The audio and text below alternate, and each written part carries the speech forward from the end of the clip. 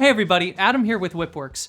Over the years, I have had several clients reach out to me saying that they ordered a cheap bullwhip from Amazon or from a costume shop, and they reach out to me because they're really unhappy with their purchase and they want to get something high quality, handmade, from a whip maker that they can trust. I totally understand why people don't want to buy, a $400 whip just when they're starting out. Today, I wanna help you decide how much to spend on a bullwhip, especially if it's your first whip. So I've ordered 3 different bullwhips, each in a different price range, and I am going to test them out today. I'm gonna unbox them, see what all is included in the package, and then I'm gonna take them out to a park and I'm going to crack them, and I'll even do some accuracy testing with them. I ordered these whips a while ago. They've been sitting in my room for like a month now, so I am very excited to get them unwrapped and see what comes in the box. Let's go check them out.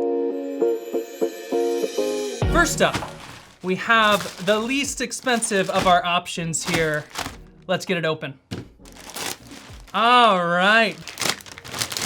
The quintessential Indiana Jones. I got this from a Halloween store, and this is what you pick up. I have to admit, when I see like a really good Indiana Jones cosplay, and they're in that Indiana Jones pose, and they're holding, here, let me get this thing unwhipped, and they've got their whip, and it is this exact whip. This thing is essentially a handle with a fall, because there's no tension here. The taper stops right here. It's the same thickness all the way down the rest of this 6-foot length. It makes me really sad as a whip maker that people would use this for their really good Indiana Jones costumes. Or really bad Indiana Jones costumes. I suppose I'm just sad when I see a pitiful whip in any context. But then again, we'll see how it cracks. Maybe it cracks great. Who knows? We'll find out. Next up, we have a $50 bullwhip. This one is also claiming to be leather, but there's something absolutely ridiculous about this whip. There is no reason. Wow, okay. This one's actually got a little bit of weight to it. Huh. Ah.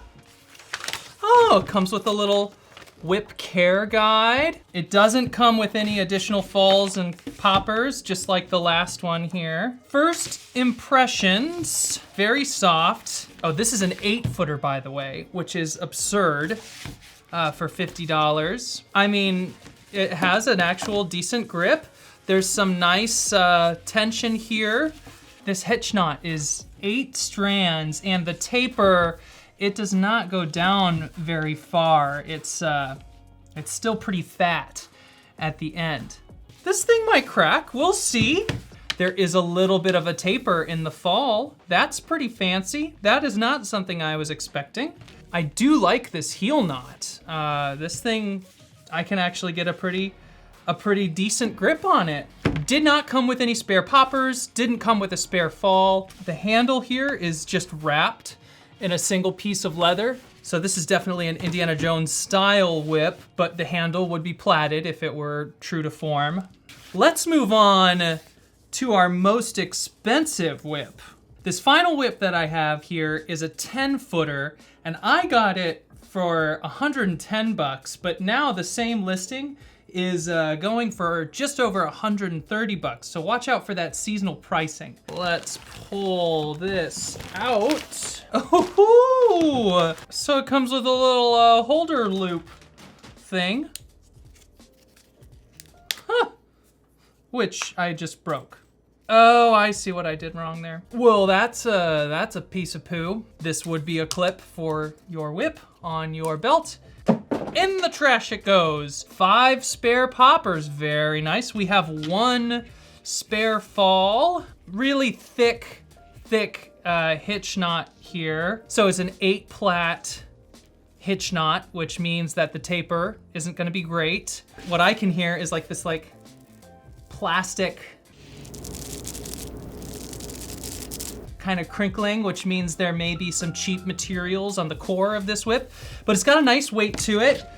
Oh, it's got a, oh, okay. Well, they cheaped out on this. They didn't finish off the heel knot here. We have a little leather tag thing here with their logo on it. That's kind of ridiculous and unnecessary, in my opinion, but I can get a good grip on it. It's like an 8-inch handle. Nice stiff transition. Actually, I think whatever the handle is made of actually flows to about here, and it's flexible. This whip actually looks like it can be cracked, and the $50 one looks like it could be cracked too, but this one looks a lot more serious since it's coming with a spare fall, it's coming with spare poppers. I think this one might pass the some of the tests I'm gonna be doing when I take this outside. Now that we've unwrapped our $10, $50, and $130 Bullwhips, the next thing to do is take these outside and give them a crack. My plan is to do 3 tests with these whips. I want to test out their crackability, general crackability. I want to see if I can do some more intricate whip cracking with them. And then I also am going to see if I can cut a card in half with them. First up, we have our $10 Halloween store-bought whip here. Now, I'm not a gambling man, but if I were, I would probably say that this is not gonna be very, well, you know what? Let's give it the benefit of the doubt.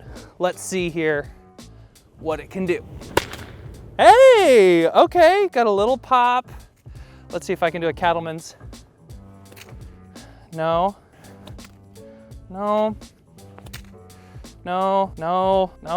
Okay, let's see if I can throw it. No. Nope. Okay, so that's really hard to crack. Okay, I'm gonna do something. I'm gonna grab my sunglasses real quick, because if I'm gonna do a dumb thing, I might as well protect my eyes. I'm gonna do the junior Indiana Jones thing here. Okay, I think we just learned something about this whip. So I can drop it. I can drop it backwards, but I can't. Okay, if you're really patient with it, you can get it to crack, but that's pretty ridiculous that that's what you need to do to make that work. Sure, I'll try and do a volley with this. Almost, maybe, kind of, no. Oh my God. Yeah, I'm gonna go with a no on that one. Let's grab contender number 2. Number 2, we have our $50. This is a 10-foot, so let's go on ahead and see if we can get it to crack.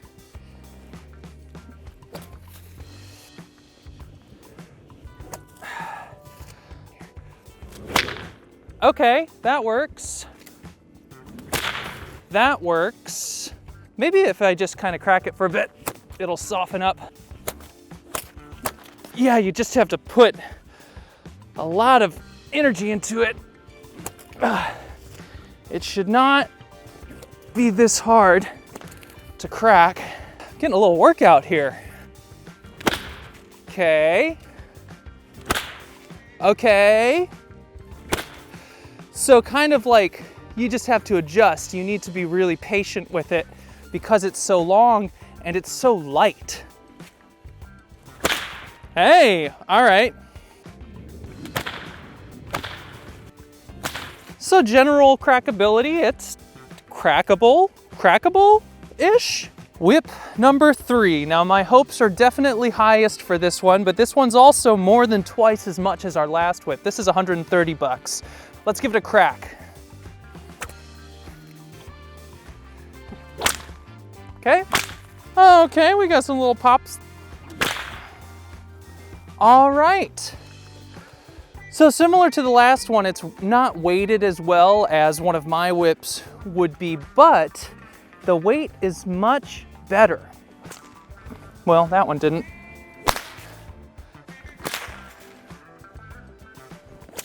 Okay. Oh, I didn't even try this with the last one. Let's see if I can do a volley, a pitiful volley with this thing.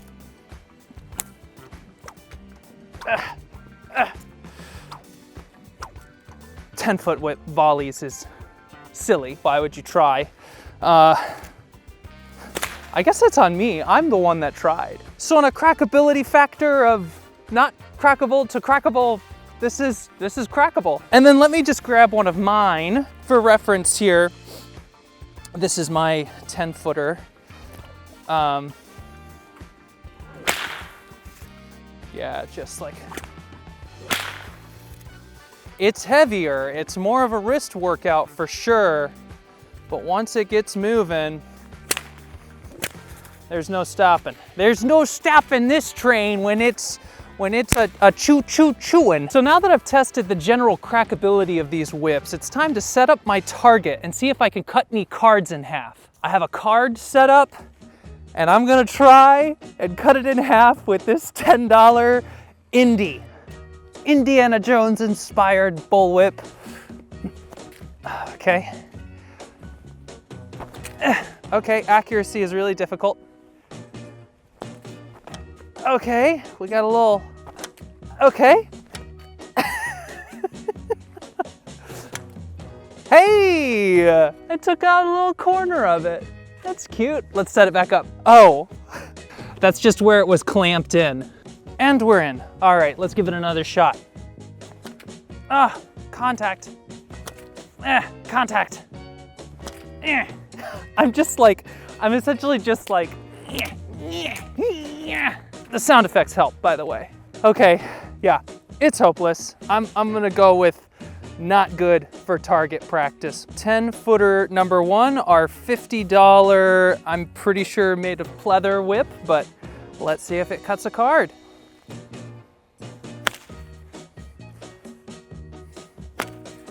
Okay, I hit it, but that is not going to work. Oh! Had a bit of a tumble with the camera there. It was really bad. No more stupid mistakes with the cameras. All right. Okay. Okay, made some contact.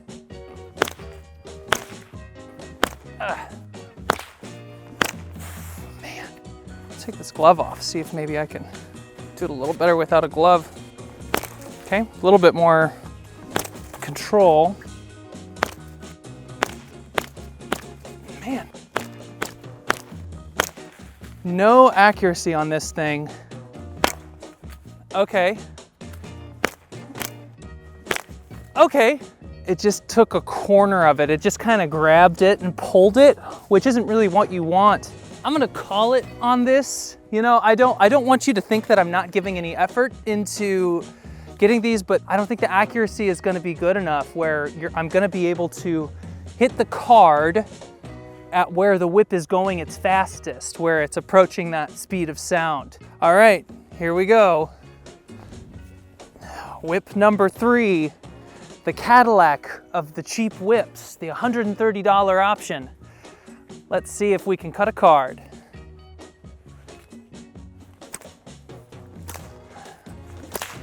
I can feel it has more accuracy than the last one. I have a lot more control with my wrist.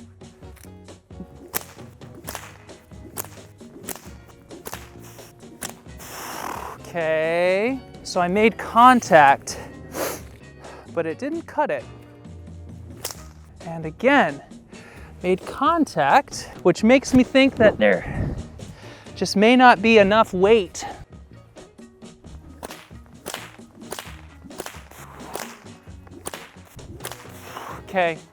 Okay, so I've made contact a couple times here. I took out this corner, and then I also got a little cut in there, but it's not gonna cut the card in half. Maybe if I caught it right at the right moment, but I just don't think the whip has enough weight. Here, I'm gonna do my 10-footer, and I'm gonna show you what should happen when you try to cut cards in half.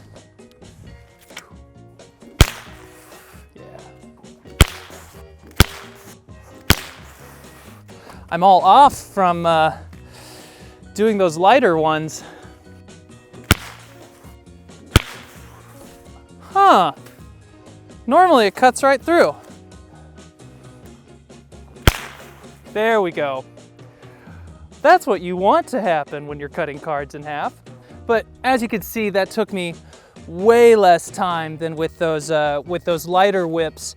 Even making contact was really difficult. With this, I just had to make some slight adjustments to get locked in. So now that I've spent some time cracking these whips, getting to know them a little better, how accurate they are, how they handle, I have some definite opinions about them. So let's head back home and I'll share some final thoughts with you.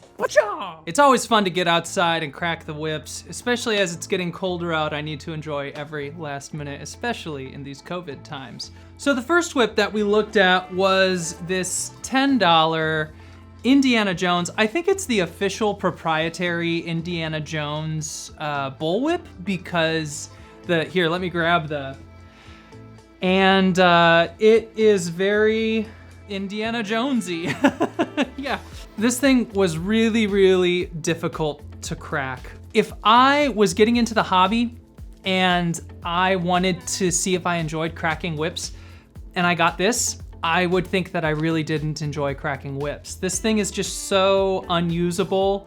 It's, I would not recommend getting this at all. Next up, we had our $50 option. It was a 10-footer. This guy I was able to get to crack. It has one curve in it.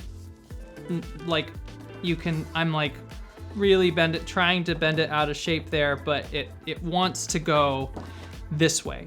The thing that is really off on this one is the weight. I think the weight is all in the handle. I can feel it dragging through the air. It's so fat and it's so light. It's crackable. It's not very fun. It's not a great experience, but it exists. It is an option. Next up, we have our $130 option.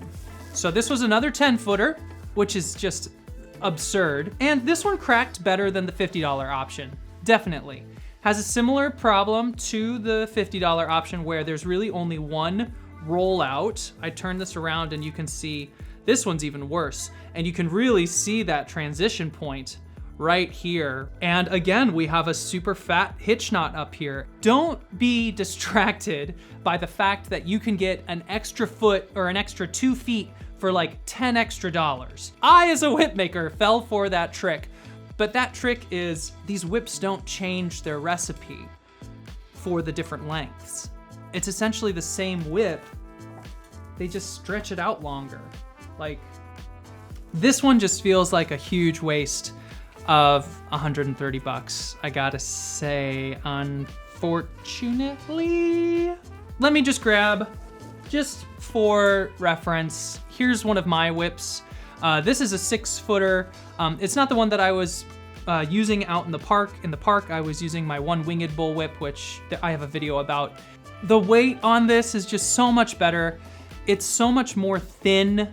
You're trying to break the sound barrier by the popper, and this huge thing is pulling through the air, dragging against the atmosphere, whereas this one is a lot sleeker, a lot less drag down to the popper on that one.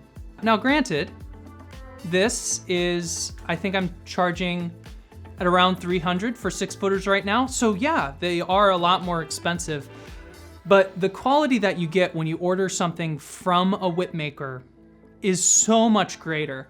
And then let's even talk about beyond like paracord. You're getting into kangaroo hide, and you could easily spend $1,000 on a whip. The sky is the limit with the artistry of these things, but truly, you do get what you pay for. Of the 3 whips that I have here today, I'd say that the most bang for your buck is, and this pains me to say it because none of them are great options. I am not happy with any of these.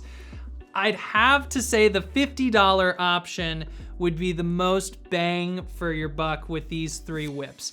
It's just a little bit less usable than the $130 option, but the $130 option is not worth $80 more than the $50 option here. If I were getting my first whip, I, never cracked a whip, and I don't want to spend $400 on a whip. Like, that seems outside of my budget right now. I would go on Etsy, maybe even eBay, and I would try and find an entry-level whip maker who is, you know, maybe they've only made 10 or 20 whips. They're just trying to sell them to get some cash flow so that they can purchase more materials. That's how I started. My first whips were not, you know, incredible, but they were a ton better than this. And I was not charging much more. I was maybe charging $150 for starting whips, and you get this for $130? Like, no. Do some research. Go find and support an entry-level whip maker and purchase from them. And then, if you work through that whip and you really love it and you know that this is a hobby that you enjoy like I do, then reach out. I'd love to make a whip for you, and I know that there are so many incredible whip makers out there. There's Caliber Whips, there's Nick's Whip Shop, there's Eagle Whips, Adam Winrich still makes whips for some people. Like, there are just so many wonderful options. Do your research, find somebody you trust, and order a product that you can really love and take care of for a long time. There you have it, a review of several of the less expensive options for entry-level bullwhips that you can find online.